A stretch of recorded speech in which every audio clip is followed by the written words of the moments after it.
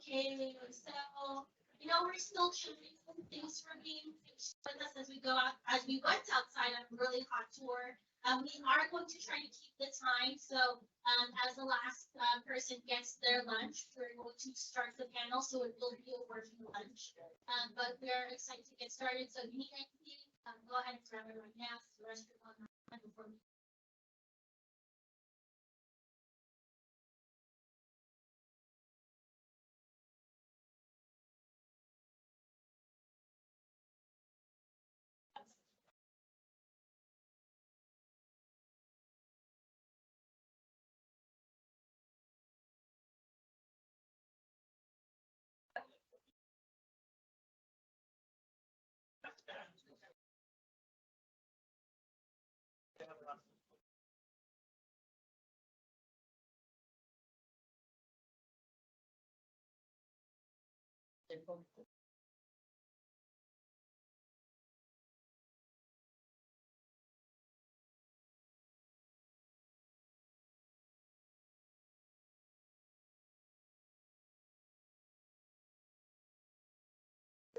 We're not the same.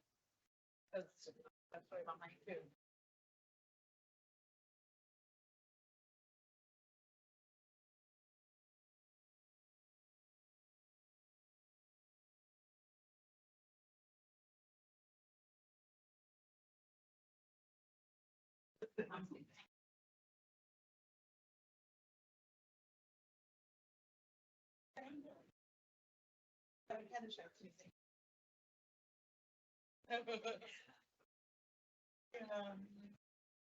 No.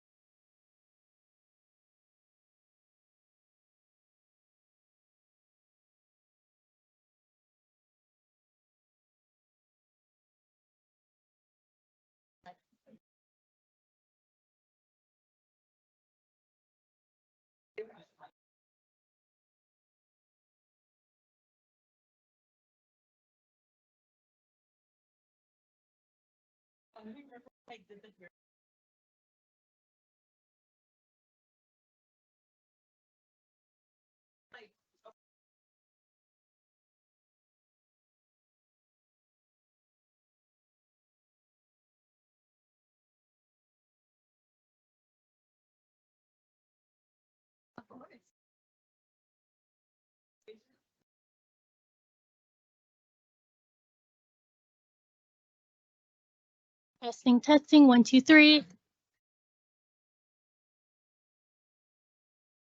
Oh, we're gonna test all 6. Testing, testing, 1, 2, 3.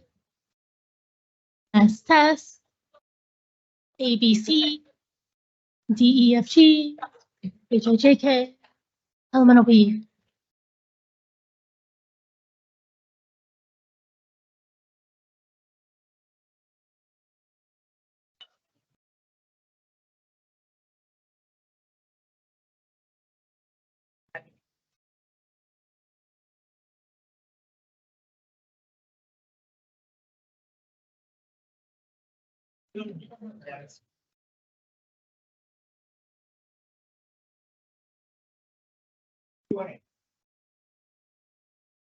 Share. You gotta go. Yeah, I'm sure. I don't know if I'm gonna say. Let's see.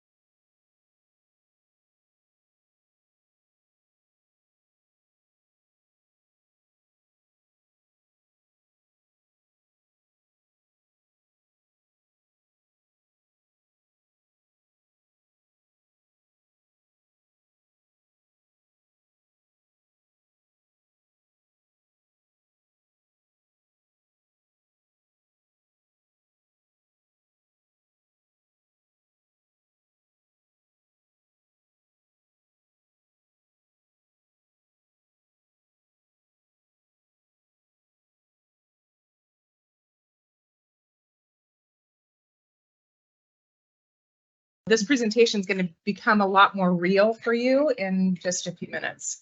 I'm going to start by just introducing myself. Many of you have talked to you over the last couple of days, or you know me from a variety of different places. Instead of giving you all of my titles, which you probably heard, I'm going to tell you that I have the distinct pleasure of leading creative and strategic teams. One of those teams is in the back. The other team is WIA. I also am part of a lot of different initiatives that are working to change the world, right? I know that sounds like a big no way, but if you really think about it, that's exactly what we're doing.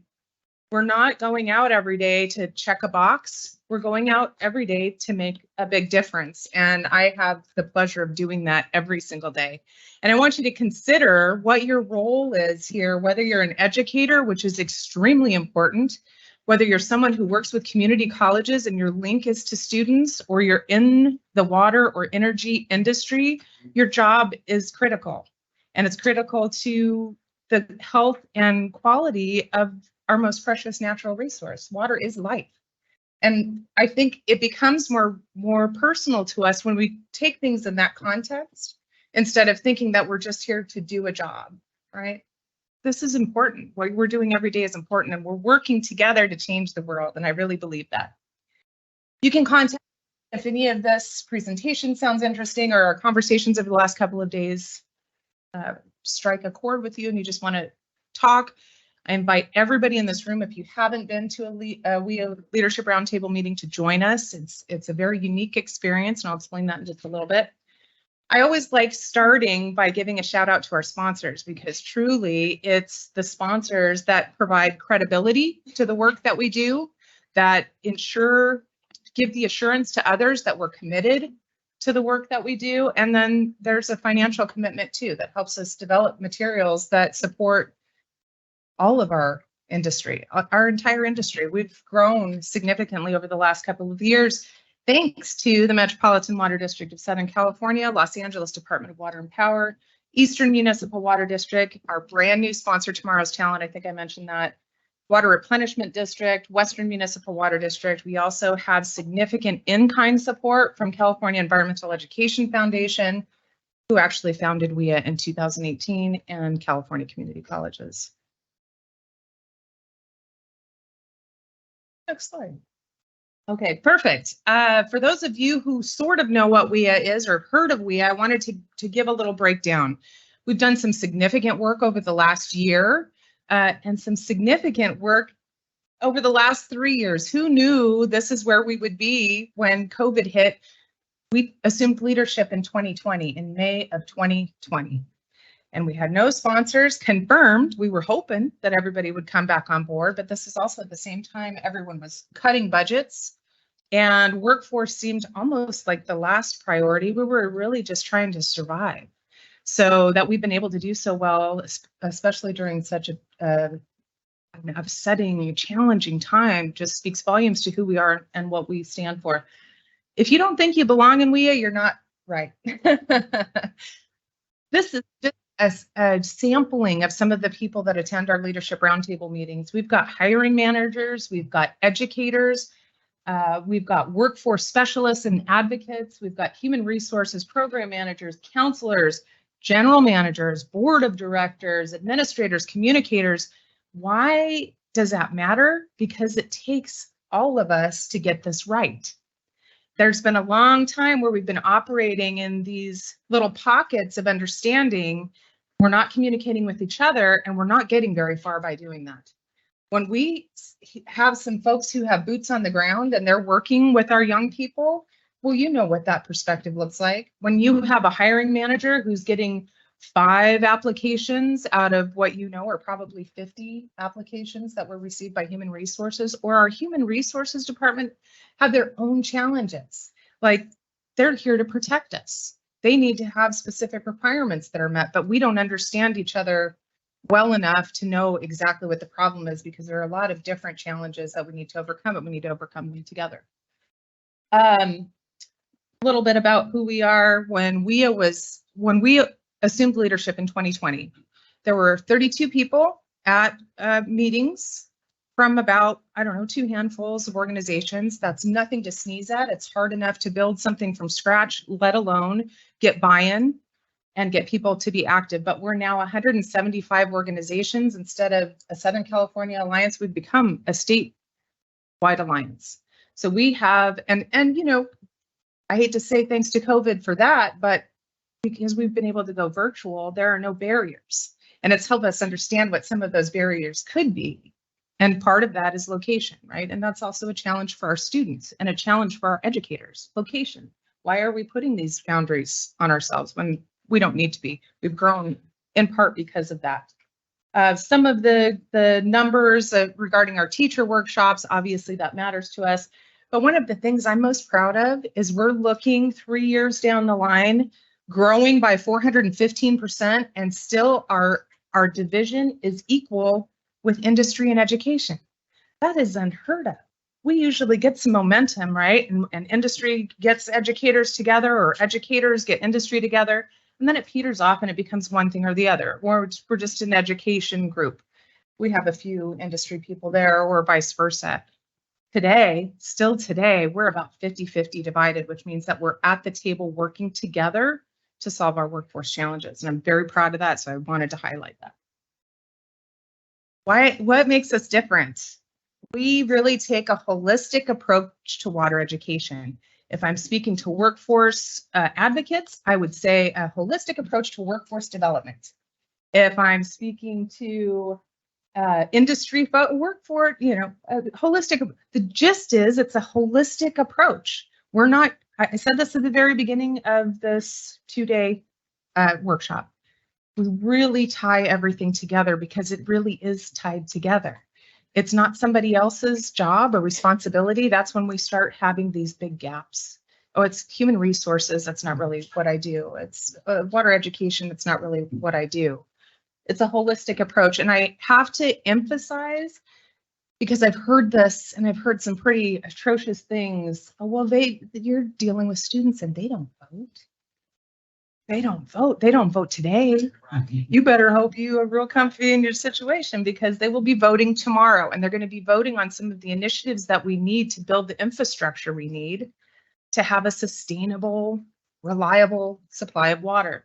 There are homeowners of tomorrow. So if you care about your rebate programs, or you care about landscape transformations, these kids that we're investing in are owning homes tomorrow. Why would we continue to have the same conversations decades later and incentivize? You have to give an incentive for you to change your landscape, or an incentive to make the right decision. If we start young and we make this important, this becomes important to students already. So then they're adults and it's already important. We've fought half the battle right at the front.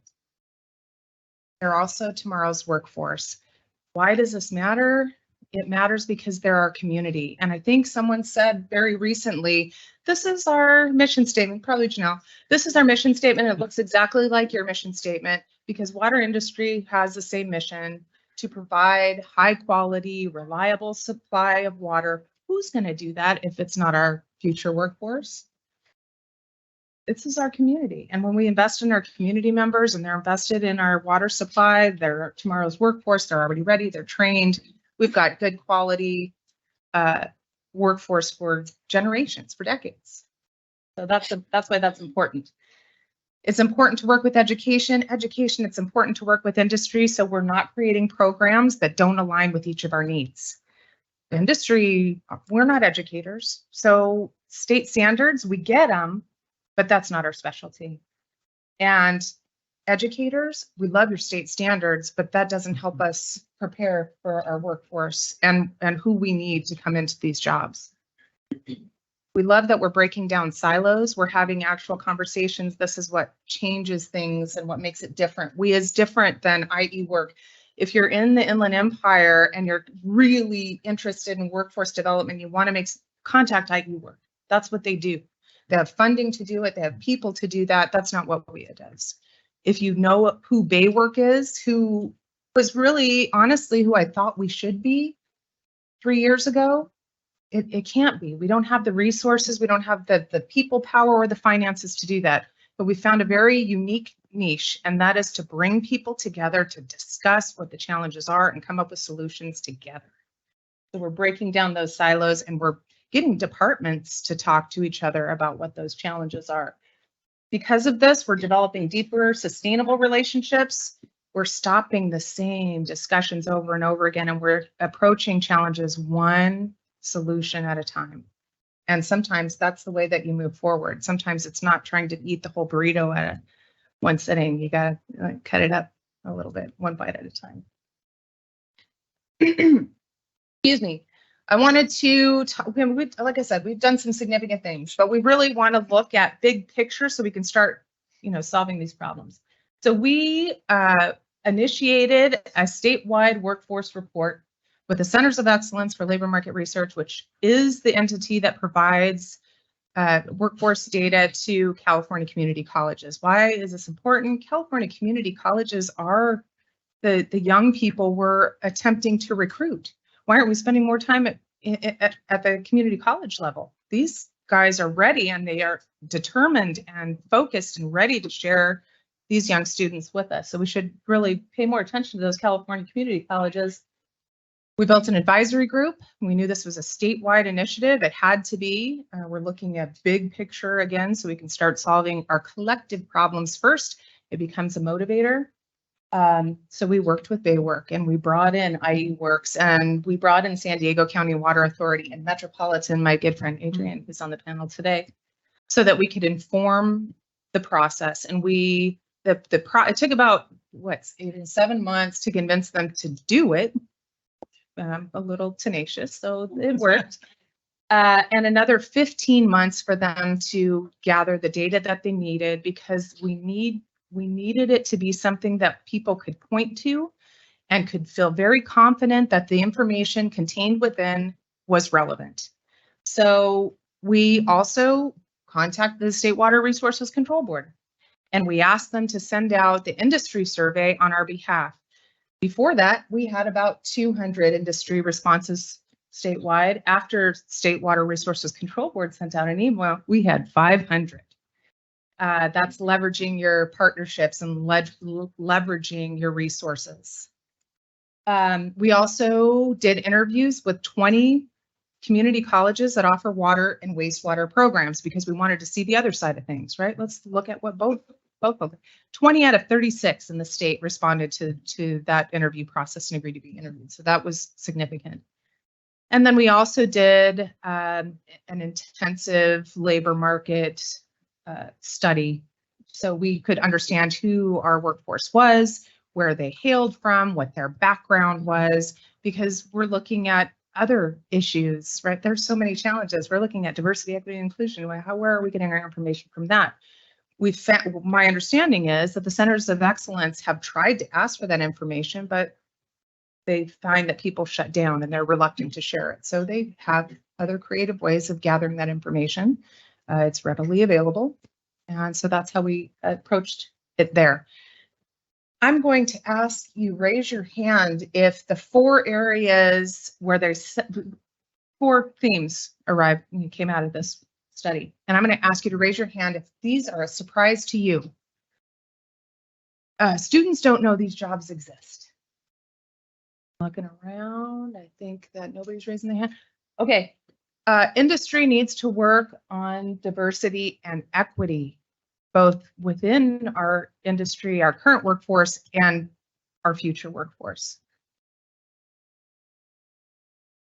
Partnership. We need to improve our partnerships with community colleges. Community colleges need to improve their partnerships with us. We need to work with their advisories. We need to come together in a more constructive way to solve our challenges. No hands. And we need to identify the skills that are required for these jobs, because our job descriptions don't align with the work that we actually need. I have had no hands raised, so nobody is surprised by this.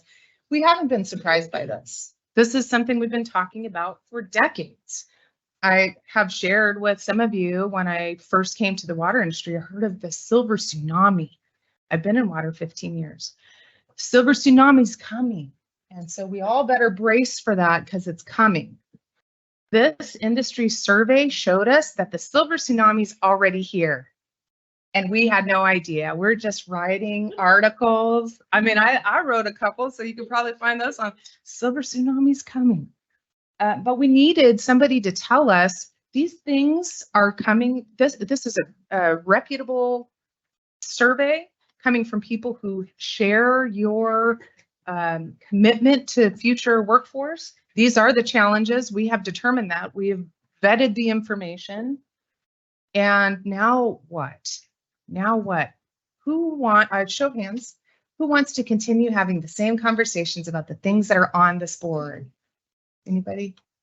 That's what we is going to do this next year and maybe the year after and make the big stuff. But we're going to take these things one by one and we're going to address them. We're going to build advisories and we're going to get a collaboration and say, what do we need to do to increase awareness? What steps do we need to take? We're not going to look at the whole burrito. We're going to take it in a section. And we're going to find solutions to this so that in 3, 4, 5 years, or maybe by the time I retire, that'd be awesome. We're not talking about this stuff. We can move on to the next phase of our workforce development. So we're going to start the panel discussion. If during this, what time do we have? 1:30. I want you to consider how workforce ties into your current work, what you're doing today, and how it could potentially tie in to the future work that you do. I want you to consider that and really pay attention to the panel here. Ask questions because that's what we do. That's how we solve problems. We ask questions and we have dialogue. So don't be shy. Don't be afraid. These guys have got lots and lots of experience and they don't bite. They're really friendly guys. I want you to consider some areas that you may want to dive into. K-12 education. How do we wrap workforce into that? JEDI, DE&I, it's really pretty much the same thing. How do we create a more equitable and inclusive workforce, and how do we treat the employees that we have now in an equitable and inclusive manner? Community outreach. How do we outreach to our communities? Is this in a whole family situation? Is it individuals? What are we doing there? Or others? And if you want to share that at the end of this, I invite you to do that. So that's my portion of the presentation. I'm going to focus on the panel, but what I'm going to do is introduce our panel. We have Dr. Dale Marsden, who many of you have already met. He's the founder and chief visionary of Tomorrow's Talent. They do amazing things. A lot of his staff is here today, and I'm very pleased to meet them in person for the first time. Dr. Adrian Hightower, most of you know him, Sustainability and Resilience Manager at Metropolitan. He used to run the education unit at Metropolitan and has moved on, and you heard a presentation. I promise, Dr. Hightower has no slides today. One slide. No, No slides. Let's take a break. we're good. Isaiah Suarez, who is the information technology supervisor right here at West Basin. And as I had mentioned, Mark Glenn, principal information technology representative, we're going to try and get him on the phone, on video. He's actually dealing with an actual event, a cybersecurity event at Metropolitan. Do you see how that got real? Right. So our survey, when we did our workforce report, and I encourage you to take a look at it, there'll be no surprises, but it'll be something that you can point to when you're talking to your leadership about increasing your involvement in workforce development. Because it matters and it highlights that. But today we're going to kind of switch gears, and instead of simply talking about the 8 mission critical that we typically talk, 8 mission critical, without these jobs, where would the rest of us be? This is important. Cybersecurity is also becoming a mission critical occupation. And this is a real opportunity for us to engage students because as the world changes and technology changes, they're interested in this. So we have a real opportunity here. I'm sure as Dale has talked to you, Tomorrow's Talent works closely with students to build those work-based learning experience and connect them to employers like West Basin and Metropolitan who have actual stories of working with Tomorrow's Talent. And that's why we really thought it was important to bring them here today so you could see what that process looks like from start to finish, and you could tour a facility if you've never done that before, because again, that makes this really real for you. So thank you to our panel. I'm going to let them go ahead and introduce themselves, tell you a little bit about why they're here. Sure. So Go from I there. mean, I introduced myself yesterday, but Dale Marsden, former superintendent with San Bernardino City Unified School District. So we had one of the 10 large urbans in the state of California, one of the most diverse student populations. And so, you know, shook a lot of hands, as I mentioned to you yesterday, with our graduation rate increase over the 8 years. Our team was working together on that. And what I recognized was we weren't really clear on where our kids were going next. And the data was telling us not very far. Even when kids were hitting the holy grail of public education, achieving, you know, going to the four-year university, which is a real hard knock for us in San Bernardino City, to get kids to college. That was tough. We doubled the number of kids eligible for college, but the data says 53% of kids coming out of college are under or unemployed. That's a big number in a high poverty community. And you add up $37,000 in average school debt, that's real tough. And if you're in a high poverty environment and you're chalking up school debt, you never get out of that vicious cycle. And so I've, for 30 years in public ed, just seen we've got to make a difference. You know, much of the rest of the civilized world does a good job of taking youth from ages 16 on up, putting them into apprenticeships right from school into those systems. And Switzerland, I think, is a great model. Germany has a model. And so how can we do some similar things and become the, you know, open doors in our public and private agencies for our youth? So I'll stop there for an introduction and then say more. Thanks, Dale. Hey, everybody. Nice to see you all again. Manager for Sustainability and Resilience at Metropolitan. I'm going to tell you how to do workforce development when you don't know anything about workforce development. I presented yesterday about the work that has been doing with the Sustainability, Resilience, and Innovation Office for the past year. Today, I'll talk to you about the work that preceded that, which was really like a 6-8 month window when we were going through a lot of organizational changes. And I got a call and said, hey, we'd like you to be the manager for workforce development. And I said, oh, okay, you mean sustainability? And they're like, no, we want you to be the manager for workforce development. I'm like, I don't know anything about workforce development. I can tell you about fuel cells and batteries. But it was kind of a natural evolution from the work we did in education, specifically building on the career technical education. And I learned a lot and was able to get quite a bit done. And so you'll hear about some of that. And the secret to doing workforce development when you don't know much about workforce development is surrounding yourself with people who do, many of whom are in this room. I'll tell you all about that. Hello, everybody. I'm Isaiah Suarez. I've been with West Basin for about 5 years now. I oversee their IT department. I was involved in developing the intern schedule, kind of developing what we showed them. It was a great experience to kind of highlight and reach down to the level at the high school level. A lot of times we get kids who already kind of have an understanding of the direction. So it was really well to kind of give them a highlight of not only cybersecurity, but also IT in general. So it's really good to kind of reach out to these kids at the younger age, because a lot of them have no idea where they're going. To be honest, when they get to college, they sometimes have no idea where they're going. So it's a really good chance to really show them the different aspects of IT. A lot of times, a lot of people are more familiar with the help desk support aspect of it and not really know the weeds, especially in this new field of cybersecurity. So Dale, you ready to Yeah. talk about who tomorrow's talent is? Sure. Tell you a little bit more about tomorrow's. So tomorrow's talent is, and bear with me as I read some names. Tomorrow's talent is Tyson Rhodes, who is a young African-American gentleman who went from his high school program in cybersecurity to college program and is now in his second internship with East Valley Water District in cybersecurity. David Rojas, first generation family. Most of his family came from kind of the automotive service industry, went through the water operations training program that we coordinated with East Valley Water District. And 1 year out of high school was hired making $57,600 a year 1 year out of high school with an employer that could pay their college tuition to me.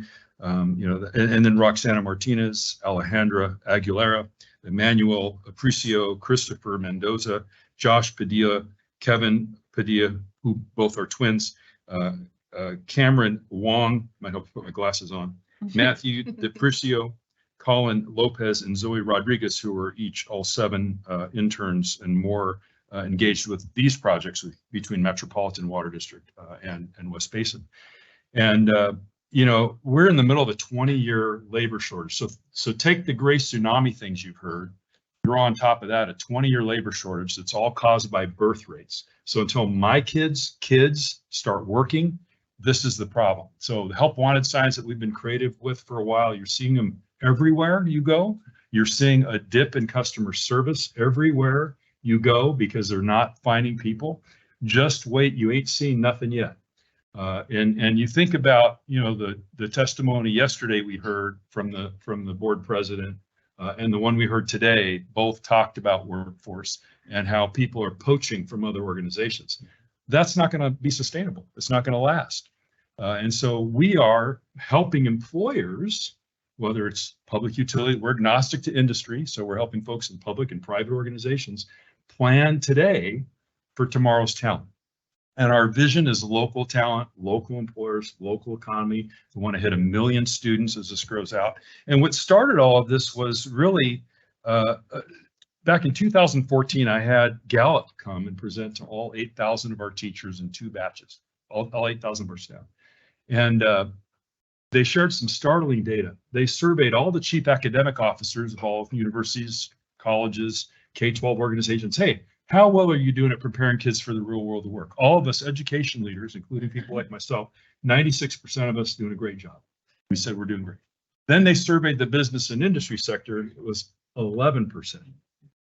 That's a pretty big gap. And it hasn't gotten smaller. And I was talking to some of you that lead in the college environments. And I got to tell you, 95% of people in colleges don't do what you're doing right now. Getting out into the field, seeing what's actually going on in the real world. And so that divide is so great, right? It takes in a typical college environment for new ideation to get to market, like 2 or 3 years if everybody on the faculty agrees and all the stars have aligned that month, right? But otherwise, getting new ideas to market takes time. And so us being able to connect the employer with the education systems is absolutely critical. So that divide was great. And then I'll just take it home for you. So I still live, my wife and I made a decision to stay in San Bernardino City, often called one of the most dangerous cities in America, poor cities. Do you know, I sit on the local county workforce board, and they shared some data with us that was really startling and drove home why we do this work and the names I mentioned before. There are 35,000 disengaged youth in the county of San Bernardino. I don't know what it is in your county, but you should find it out. 16 to 24-year-old kids that are neither working nor in school, and 40% of them are actively seeking jobs. Think about that for a minute. We're struggling to find people, but we have 35,000 disengaged youth in our county, just in San Bernardino, that are, and 40% of these kids, 16 to 24, are actively looking for work. Something's wrong, right? We have a problem, a connection problem. So that's the big picture. And then just looking at the student body of most of our high schools in large urban areas, you have your diverse workforce. They're right there. And so that's the answer, I think, is really bridging to tomorrow's town. But, you know, I'll say more a little bit later. But we got a video up next I'd like to share with you that I think tells a little bit more stories. And I think. Yep, we got it right up. You got it. Okay. Yep. Great.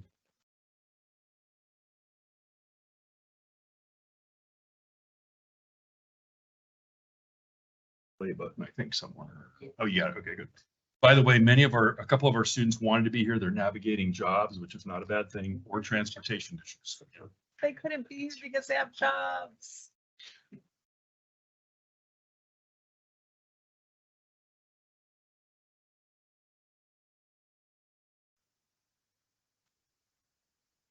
And while they're pulling up, just because of the interest of time, and I'll click that. I'll just stop talking when it plays. But you know, our company does a number of things working with either education systems leaders or employers. We work with the employers to warm up to the idea of having youth in their work environments. Give you an example, East Valley Water District, they like the idea of high school interns was kind of the initial piece. Then we helped them work through writing board policy to make that part of their actual practices. And then was it ready? Okay.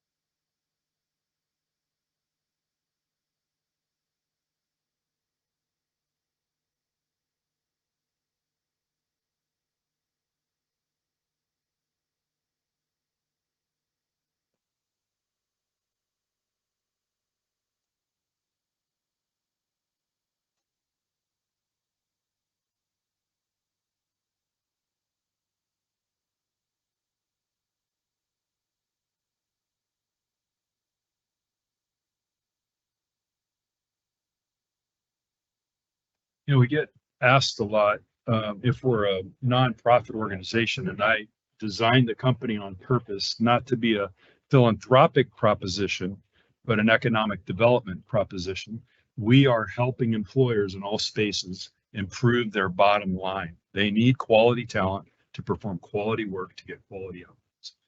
And I wanted to lead it in that way because I've seen a lot of nonprofits try to do work in ways that maybe just doesn't hit that bottom line hard enough. And that's the piece that we're looking to focus on. Some of the things we do: employer outreach, pathway advisories, externship placements for teachers and staff, getting them out into the real world, career exploration assessments. We're partnered with U Science, soft skills and workforce readiness. We have people that do this work, organizational industrial tours, guest speakers, placement and micro internships, all the way to service learning projects, pre-apprenticeships, apprenticeships.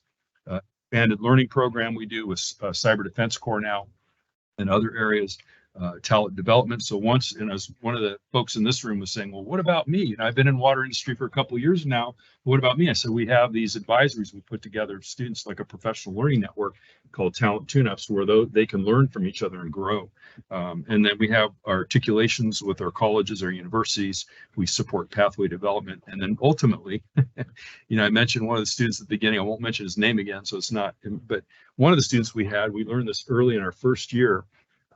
We helped the kid get the job, but now they didn't keep the job. And so we learned a hard way. You got to do a lot of work to help kids keep the job. There's a lot of work that we now do on that side to keep the student in our family, if you will, even after they get the job. We don't just let them go, but we have a system in place where we support their development.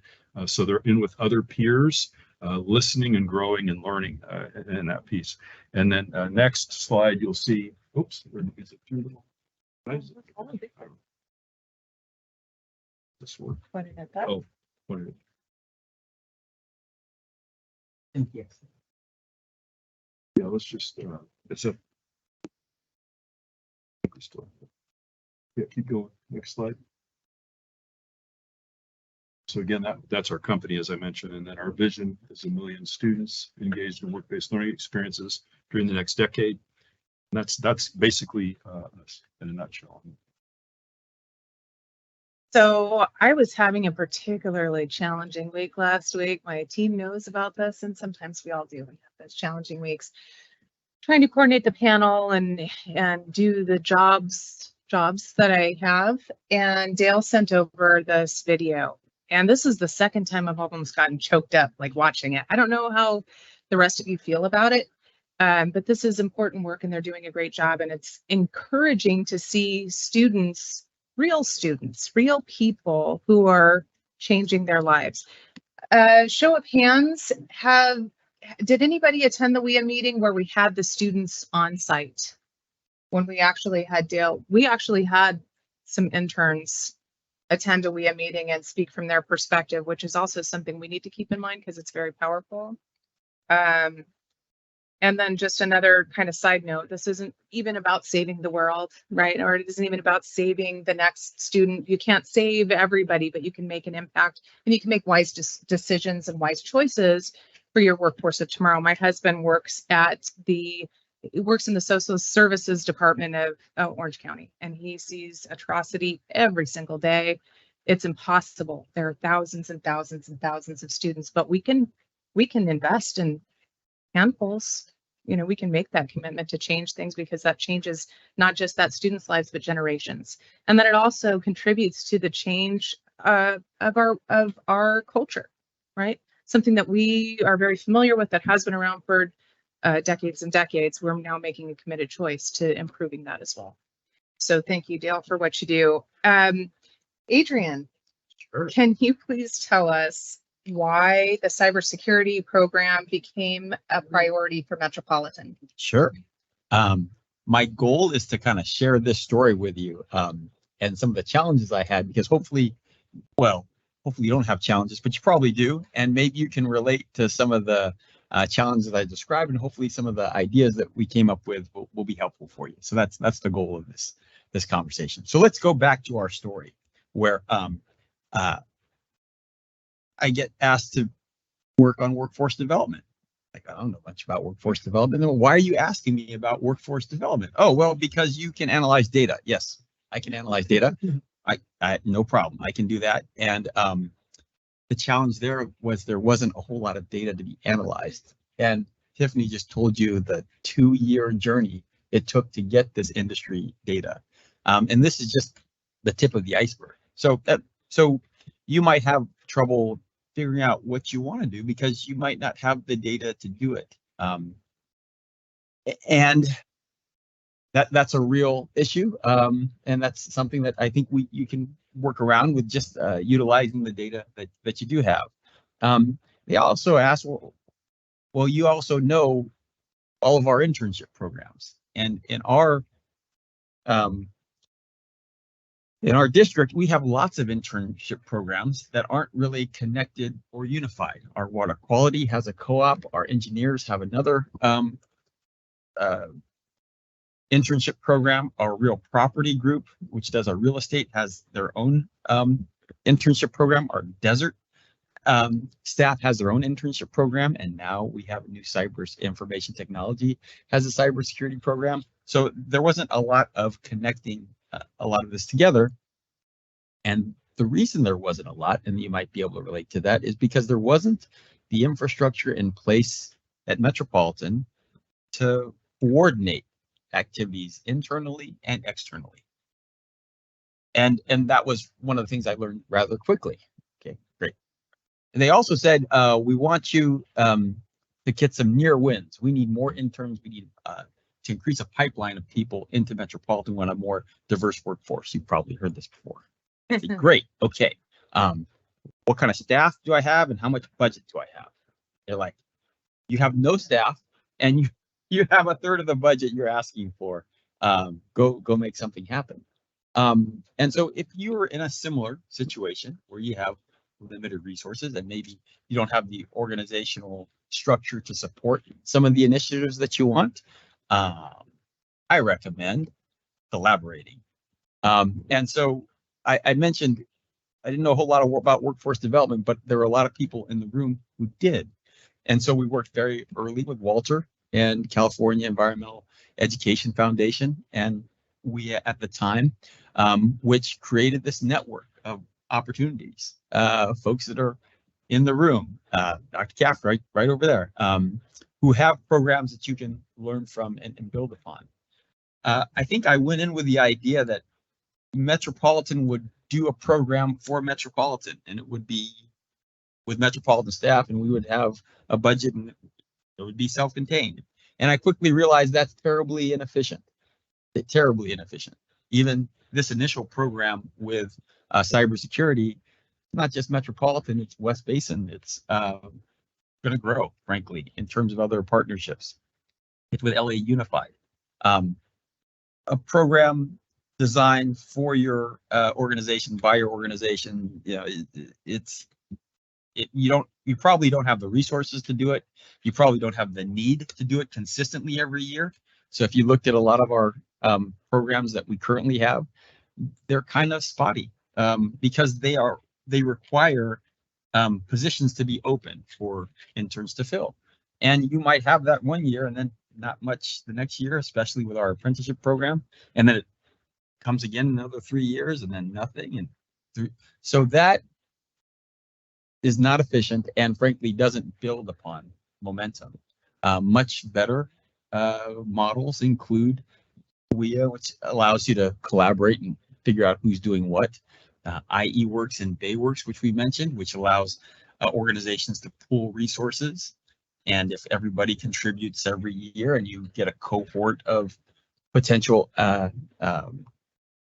apprentices every year, and you only have 1 or 2 spots, you'll have enough participation to fill those spots, and you can get some continuity from 1 year to another year to another year. So partnerships and collaborations are really key and critical. Frankly, we talked about HR, and HR has very specific guidelines and challenges, as Tiffany mentioned, designed to protect the organization. But also, it is a lot of bureaucratic red tape that you have to navigate. And a lot of these divisions within Metropolitan that created their own internship experiences used other avenues to do it instead of navigating that challenge. It's one of the things that we're looking at internally at Metropolitan to try to develop and organize. And in a recent reorganization of Metropolitan, they're creating a workforce development, and I'm envious because I hope they get a budget and I hope they get some staff. But in the interim, where you might be, where you don't have that, outsource. And so when we recognize that there are opportunities for expansion in apprenticeships and internship programs, I mentioned the governor wanted to go from 100,000 to 500,000 apprenticeships registered by 2029. That includes new and established apprenticeship programs. We looked at our current apprenticeship program. And if you have one, that's great, but it's probably pretty rigid in terms of how it's administered. And its ability to grow might be constrained. You might have more opportunity creating new internship programs. That's what this model was. A new internship program that wasn't geographic dependent, frankly. Cybersecurity you can do anywhere. A new internship apprenticeship program that is frankly not blue collar, not white collar, but no collar, which is a trend going forward. High skilled jobs, very specific in technical needs, but maybe don't have the formal education required, and maybe you don't need it. But certainly there is the demand. And so great, I'm like, hey, we really need water cybersecurity. Who's doing that? Tomorrow's Talent was already doing it before we started working with them. They had established success with East Valley Water. And they have also a really good value proposition. We had a chance to talk to the general manager. I think he's the former general manager now of East Valley. And he would go to his board, because you might have to go to your board to justify your investment. And he said, look, we were able to develop a cybersecurity program. We were able to get community engagement. We were able to get the community to come to our board meetings and support our $200 million investment in our recycled water plant, right? So there were direct bottom line benefits to nebulous outreach, or, that we tend to categorize this in. So there were a lot of opportunities that aligned, that allowed a cybersecurity internship program to evolve. And the last one I'll say is there was a lot of money out there, and they asked me, go find some money. We're not giving you a budget. And so WEA, in addition to Metropolitan, in addition to Water Education for Latino Leaders, in addition to CalWEF, California African American Education Foundation and Water, something. There's so many acronyms. I am. That's okay. They can tell me next week. I'll talk to them next week. There's so many, but what we were able to do quite successfully, frankly, is be awarded a $4 million grant from the High Road Training Partnerships, which is a California program through our Division of Labor, to build on this. And there's a carve out for funding directly for water cybersecurity. And there are more funding if we have the opportunity to grow it from an internship program to a registered pre-apprentice program to an apprentice program. In doing so, there's a lot more coordination, but it's an opportunity out there that could be outsourced, that could be leveraged with partnerships, that you could get done without a whole lot of staff and a whole lot of budget. And I'll leave it at that. I have to take questions. Because now you get to hear how it really worked out. Yeah, thank you, Adrian. That's my question. How did it go? Isaiah, can you kind of elaborate on what your cybersecurity internship program looks like, who qualifies for it, and how did you get started? I mean, a lot of the red tape was already taken care of by Janelle and her team. They came Hey. and here, you're interested, we got this program coming up. It's the high schoolers. One thing that was a benefit for us is we're low staff in our department. I'm sure your guys' IT department is low staff as well. So having a shorter internship program was really allowed us to focus on the core fundamentals of the program. Ideally, what we initially started off is kind of a generic baseline on just the basics of IT, just to kind of give them an understanding of the fundamentals. Everyone comes in with different levels. One of our students was very tech savvy. The other two were okay. So we had different levels of understanding. So we wanted to create that baseline and then essentially expose them the different aspects of the department, when it comes down from cybersecurity over the network, system administration, application, database reporting. So we really give them a different view of different hats in IT. Another aspect that we focused on was the customer service aspect. Over the years, IT has really grown from the guy behind the scenes at a cubicle working at a desk to kind of because like I said, customer facing. So now there's a different approach when you're dealing with the end users. You have to sometimes also be able to control different variables, such as, the issue at hand, the stress level they might be experiencing. And especially coming into the cybersecurity field, it's critical. And especially working for either a city, a water issue, wastewater, etc., where we're protecting systems that affect the public. We're out here giving a service to the community. So it's really our job to ensure we're maintaining the infrastructure. So as we kind of showed them, you can have all these different levels of programs, but at the end of the day, it comes down to the end users training and understanding. So we kind of taught them how to develop a little training program, and we ended up simulating a phishing attempt. So we had them all have a different group of targets. Some of the students sent out a phishing email, a Starbucks gift card, which is the most popular one. Quite a few people accepted that one. And then some other ones are just, hey, time to reset your password. So the students were able to kind of see the different levels of approach and kind of the social engineering aspect of it all.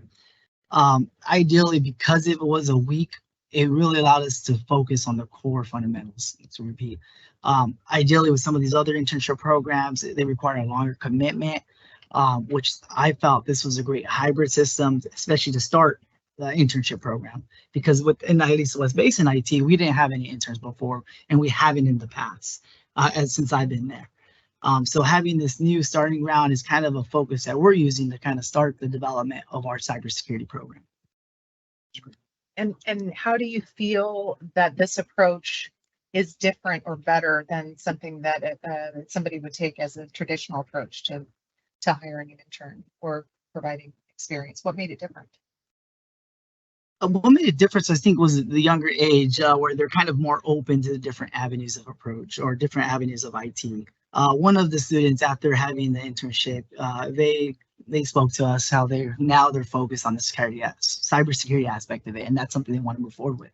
Where another one's kind of validated their kind of opinion already, where they wanted to stay in the IT industry, but focus more on hardware design and the cybersecurity aspect of that. So for me, it was great, especially as someone myself, when I was in high school, wasn't planning for anything IT related. And, you know, due to some life changes with injury, I fell into it. One thing I love about this career, it's you could do a lot on your own. You could be self-taught, you could go to formalized schools to back up your experience, but a lot of the effort is on the person themselves. So you have these students who were just, you know, the students provided us by Tomorrow's Talent were great. They all came eager. They wanted to hit the ground running. So overall, they really made the program easy. I think about what other comments I could make, but overall, the experience was easy. The students were willing, even though they weren't 100% in on cybersecurity, the involvement was there. So we're at the point where I'd like to open it up for questions, see if anyone in the audience has questions for any of our panelists. Considering that question I had asked previous, how does your job, what type of, how does this fit into your current work, and how would it potentially fit into your future work? Are there any questions? Any questions online? Walter. We've got a microphone coming. Thank you. So I'm sort of a program manager. Seat which started, yeah, basically, and then but the team was able to expand it. We couldn't hire anyone. But English student, yeah, we would do. But anyway, my question is, I look at stuff real practically. You know, I know our organization like Matt has different, you know, areas, a lot of things doing stuff on their own in their own silo. But look at stuff practically, how to get stuff done. We're all sort of going the same way as far as trying to look towards the future. We have the civil service system, personnel department that controls stuff, you know, the city of LA. We have a union that gets involved. We do stuff jointly with them. We have another interest program with districts going on since 1990. So a couple questions for Dale. One is, sort of with Adrian, how do you, like, you set up a contract with the employer, like if you're doing this thing with Adrian, the cybersecurity, how does that look? What does he pay for? What do you guys do? From a practical standpoint, do we someone is your contract administrator, you work program, how does that process work where you either talk to the HR or the education or PR, where the office is, and you look at the organization? So what does your process look like setting stuff up? And then, like, from Adrian's standpoint, what did you, from your end, how did this come about in terms of development? What kind of contract you would pay, what the cost is, that kind of stuff? Like I said, I'm looking at practically. Yeah, sure. It's a great question. And so, Yep. That's right. Yep. No, it's okay. So and it's a great question to ask because it depends. Everything you just asked is, who funds us, how we're funded, depends on who we're working with. If we're working with from the school district out to the employer, then we have a contract with the school district or the community college or the four-year university. If we're working with an employer toward the education system, we have a contract with the employer. In some cases, we can have one with both because neither lifts the complete load, but they work collectively to make that bridge. It's literally building a bridge. And we just do a lot of listening, Walter. We sit down and we listen to everybody, the HR people, if there's labor, trade unions involved, as there have been in the construction world. We sit down with labor. We talk with everybody involved in the process, from the instructors to the teachers, to the students, to, in some cases, parents and family members, to, district English language advisory committees or district African American advisory committees, or, we get in the business of each place because we understand them well.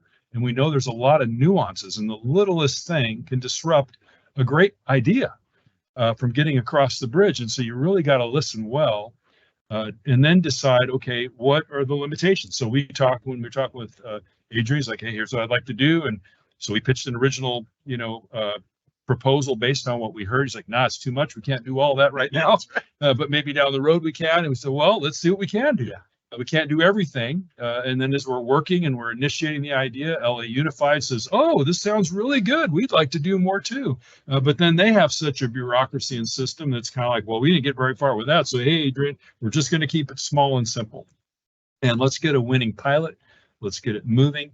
And as it's effective and gains and grows momentum, then it's like, okay, how do we take it to another level? And who do we engage to take it to another level?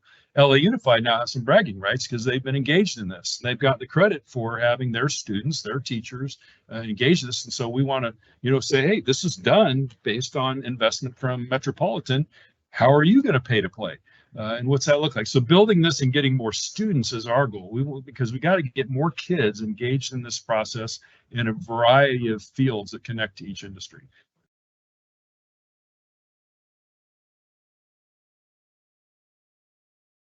I mean, it depends. I mean, we can have contracts as small as $30,000 or $40,000 or $50,000 to contracts as large as $250,000 or more. It just depends on the length. We like to work with colleges, universities, and K-12s for a minimum of 18 months to 3 years, but sometimes it's because these things take time.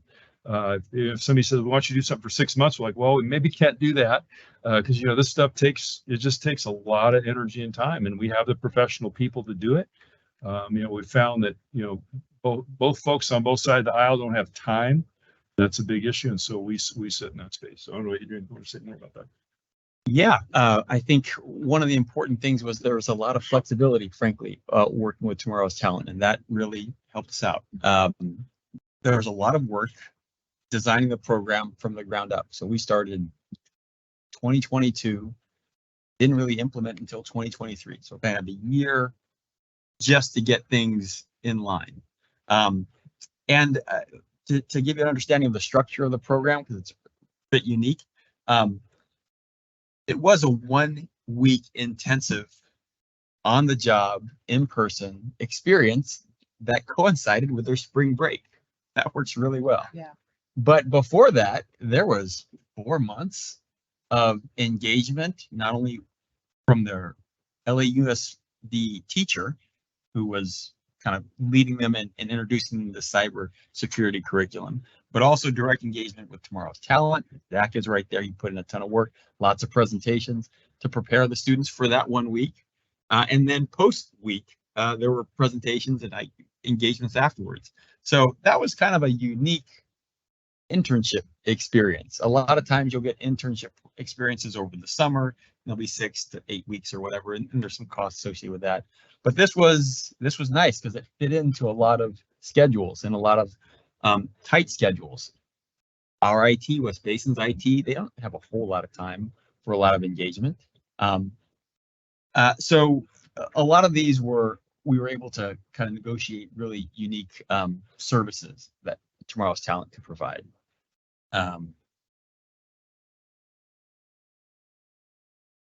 Two schools.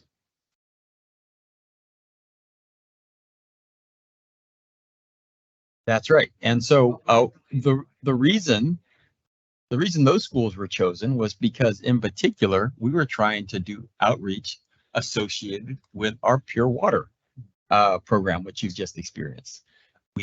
And at the time, we made this commitment that if we are making investments in communities, we are going to make investments in workforce development for those communities. This was the first example of that.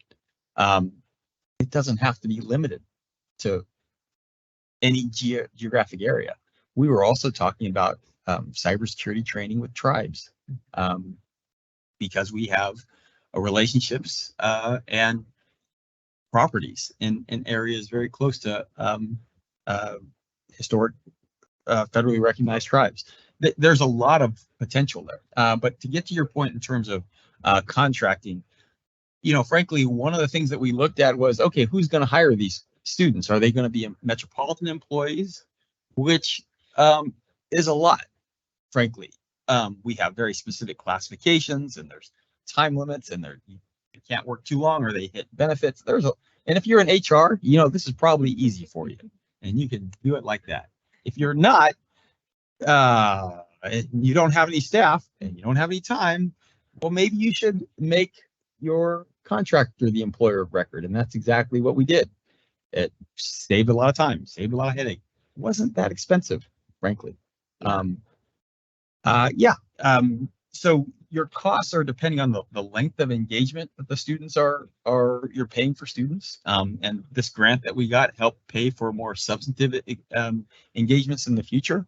But there's a lot of flexibility, I think, in terms of tailoring the program to your opportunity and your constraints. And I just wanted to add this because we're talking about cost.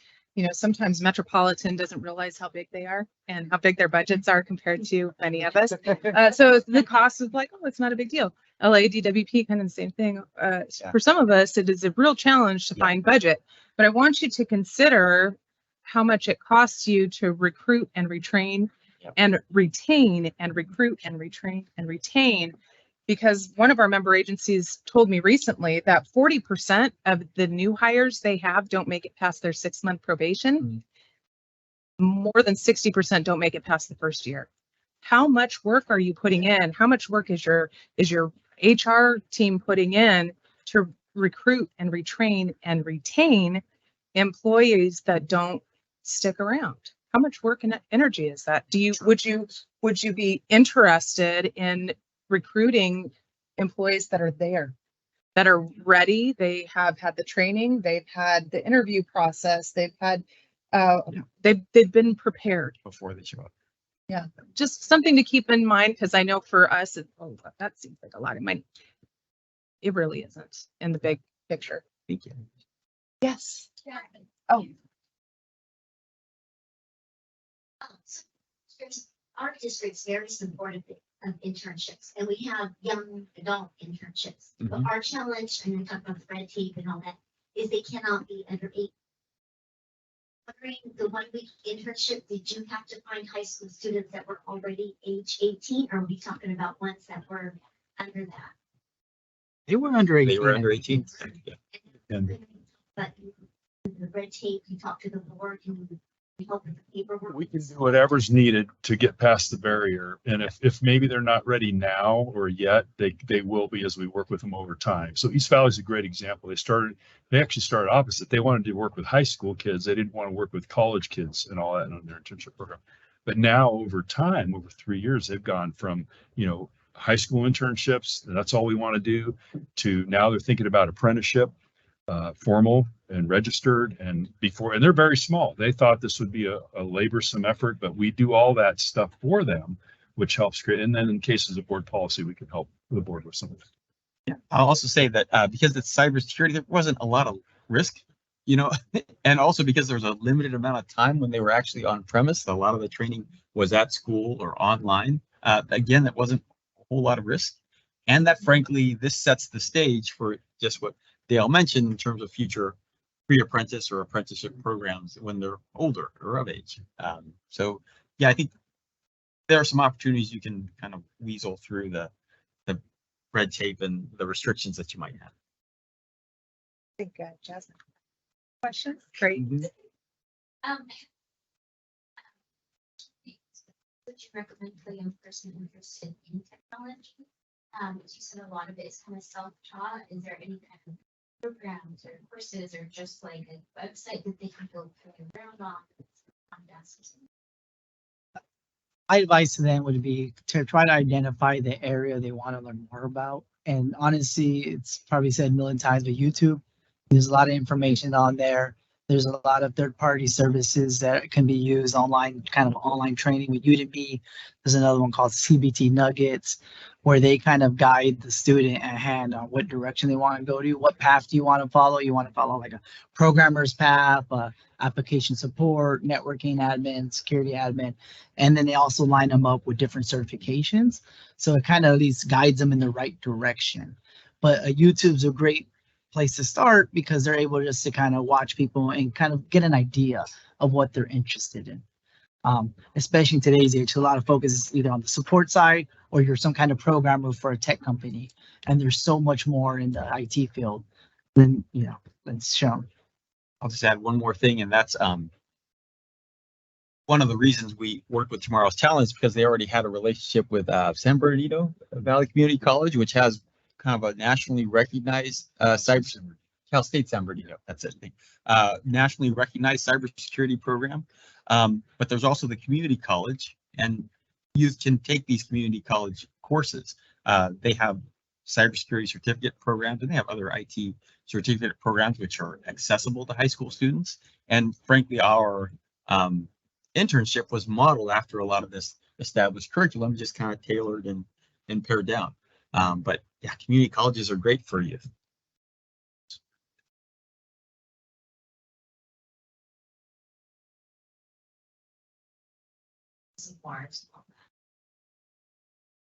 We provided them a high-level overview, but we didn't get into details about it too much. They learned the acronym. And then my question was, what's the next focus? So right now, kind of your pilot program, cybersecurity, and in the field of water, at least, what's the next silo you want? Yeah, so I don't do this anymore. And I'm He grateful. says he doesn't do it. We all do. I think we kind of demonstrated the potential, and I think that got the attention of management, who is establishing a workforce development component to Metropolitan, which will report to our DEI office. I can tell you one more challenge that you might relate to, that a lot of this work wasn't done because it kind of fell through the cracks of traditional divisions. Was it education's responsibility all along to create internship programs? It wasn't, because we tried. It wasn't.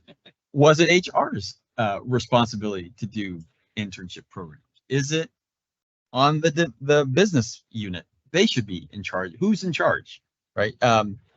In the end, it's the difference between management and leadership, right? For management is you're trying to figure out your roles and responsibilities, and leadership is you just take responsibility. This is what I'm going to do. So what's next? We'll see what the workforce development leader wants to do and where to take it. You can take it lots of different places. We have lots of water needs. This is actually just one example of a no-color job for water. There's a ton of them. We are actively, one of the things I'm working on is the outreach, and I showed you a little bit of for camp, right? Well, outreach these days is not outreach in traditional media. You don't, frankly, need a college degree to be really influential in getting messaging out and connecting to communities. That might be a full-time internship, no-collar opportunity going forward.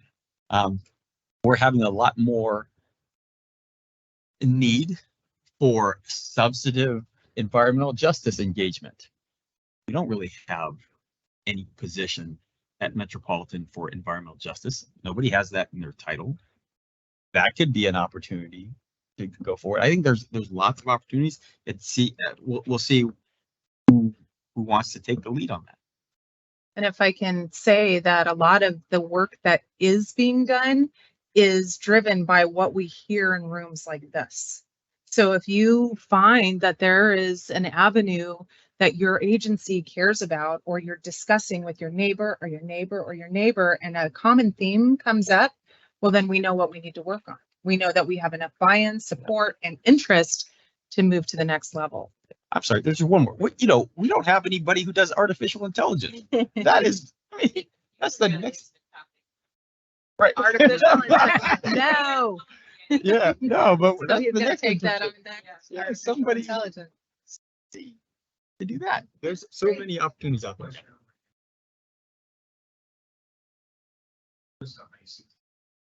There you go. You raise the point of the importance of the. That seems to be where there needs to, you mentioned the contract was very common. But what can we do? What can the water districts do? You've set the example with them that, I mean, for lower budgets on water districts or agency, just having even a job shadowing opportunities for pre-apprentice programs, just exposing the students to these careers.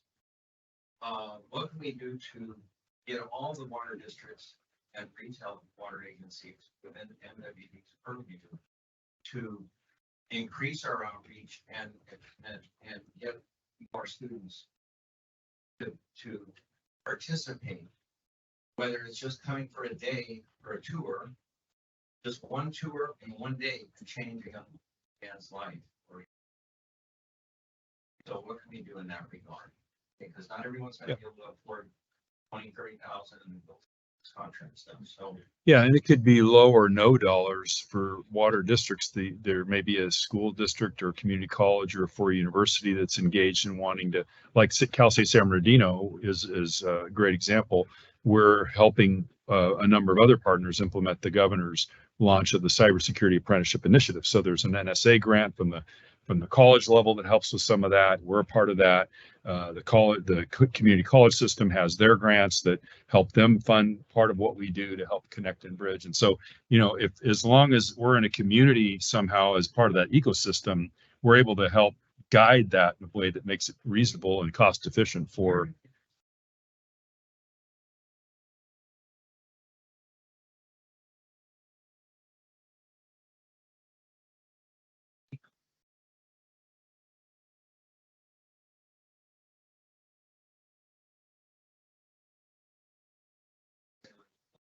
Agency. So what can we do to, now that we've kind of gotten the ball, make it so even if we're just providing one-day tours or whatever, just to increase the outreach to the high school kids to help meet this tsunami. Nick, appreciate your question. I think that's one of the things that WIA wants to focus on, right? Because that has clearly been a problem for several decades. We know that's something that we need to do. We've started with the career brochures, which I'm sure if you haven't seen them or you don't know about them, they're free for everybody to use. We did extensive research to kind of understand what students are looking for so we could start somewhere. And now those brochures for water and energy it's being discussed them be in every high school in the state. So we're making those moves. It won't be solved in the next 8 minutes. But you'll be part of that conversation, I'm sure, with Leah. Thank you. Appreciate that. Thank you, Nick. I appreciate that. I know we have 8 minutes, so Kathy. Oh, I'm sorry, Jeffrey.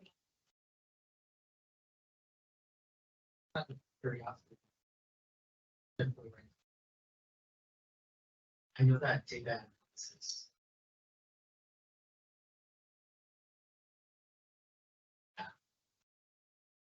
Staff data analysis. So maybe that's something that the engineer program can help out with.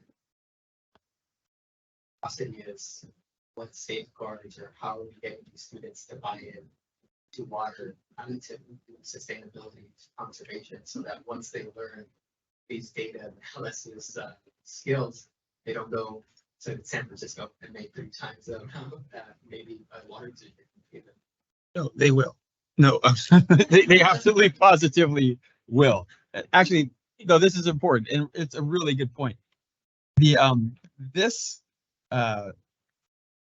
need for cybersecurity for water agencies is unique because we're public agencies and we can't command the salaries that folks are demanding. And so we need these types of internship apprenticeship programs to create the pipelines with the expectation that if we keep 10% we are in good shape. And that's 10% for an immediate need. And then the long-term play is if you get folks involved, well, sure, they'll go off and Google and make a ton of money, but they will be aware of water more than, and then they'll be influential and aware of water. And that is a benefit to our industry. But no, we're going to lose a lot of folks to that. There's, yeah. If I could just add on to that, I think what you want to do with the younger folk is kind of focus on the culture of what a water agency does and the vision itself. Ideally, I'll tell you straight up, there's a lot more money in consulting and private world been offered, but you want to align it more with their morals and what they're focused on. So what we also did as part of the cyber security approach is show them how much of their data is out there based on themselves. And once they realize data is important, as you said, and data could be used to justify a new program or not justify it. We kind of just showed them how the importance is there, and also on the utility. We give them real world examples of other cyber incidents at other utilities. I'm sure some of you are more familiar with the one that happened recently in Florida, where I think they were adding chemicals in the water and things like that. So I would just try to focus more with the morals and focus on giving back to the community and why it's important, and especially just the importance of water itself. Last question, Kathy. So I was just sending an email to somebody saying, I just had a great idea. I was totally inspired by this panel. It says Tiffany knows means that there's more work on the right. Yes. Thanks, Kathy. I'll pencil it in. But my question comes down to, I'm intrigued by these ideas of 1 week internships and holding students spring breaks. Because I think one of the concerns with having interns is they take time. You can't just bring them in and let them loose. Sure.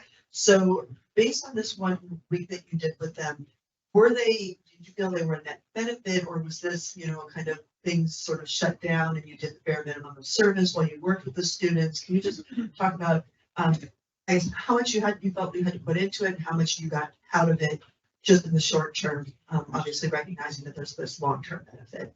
I owe a lot of credit to my team because we really planned for the week. We made sure not to schedule anything during this week, try to plan some of our own projects before or after. I wish I could say something negative about the kids and have an answer on them not being involved, but they were great. Ideally, they saw all the benefits. We did our best not to kill them by PowerPoint and not just have slide after slide. So really focusing on the interactive aspect of it, getting them involved, getting them their own accounts. We issued out computers with them. They had no access, but they were able to view everything. And it kind of made them feel as part of the team, and they really felt involved. So we ensured to keep kind of just getting their interest. We even assigned some homework assignments of just reading the article and relating it to their life. For the next following day, we kind of just talked about it amongst ourselves as a group. Looks like we have time for one more question. John. So I just want to add on. Think about this in Orange County. We've been having over the last few years several meetings and discussions about how do we approach water education in colleges and in the K-12 system. And one of the things that we've come to learn that's very important is that we have to start in the K-12 system, and we have to start in kindergarten with age-appropriate books on environment, water, and videos. And then as they move through the elementary school, having some classroom visits and some plant tumors. And then as that moves on then into high school, then you start the internships. And then as the internships mature, then they move into an apprenticeship. But this all has to be connected and calendared from the beginning. If you try to do it one teacher, one program at a time, it'll never get connected. So there has to be an effort, a collaborative effort, to put this together as a systematic educational system. Perfect. And that is a perfect way to end this panel by inviting you again to join our leadership roundtable meetings. And everyone, if you don't want to be on the distribution list, just let me know. But you're all signed up as of We usually do October, Walter, so I'll be reaching out to you soon to see what we'd like to do for the next presentation, but they are a commitment, 3 hours, but they go by like this because we're in that constant learning, education, collaborative mode. Anita? Oh, well, I wasn't gonna do that.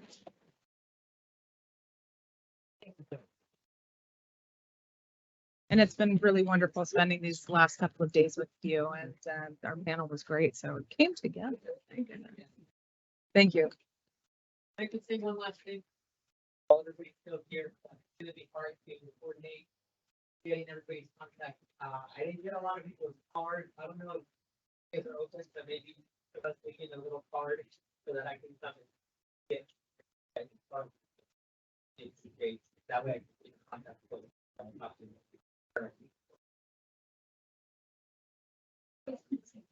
Thank you.